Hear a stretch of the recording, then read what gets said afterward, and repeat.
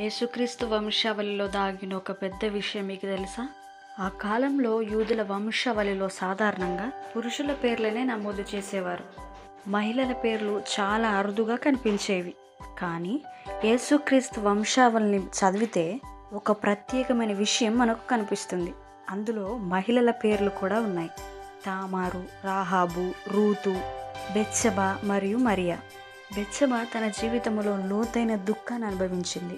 ఇంకా మరియా ప్రపంచం అర్థం చేసుకోలేని ఒక పిలుపు భారాన్ని మరియ మోసింది. ప్రపంచం వేరేలా వారిని చూసి ఉండొచ్చు. నిన్ను ప్రపంచం ఎలా చూస్తున్నప్పటికీ దేవుని దృష్టిలో ఈరోజు నువ్వేమై ఉన్నావో, దేవుడు స్త్రీలను తన వంశావళిలో నుండి తొలగించలేదు. దేవుడు స్త్రీలను సువార్త ప్రకటన నుంచి కూడా తొలగించలేదు.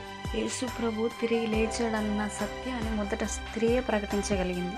ఆ స్త్రీ నోటి నుండే యేసయ్య మరణించి తిరిగి 3వ దినాన లేచాడన్న వార్త ప్రపంచమంతటికీ అందింది.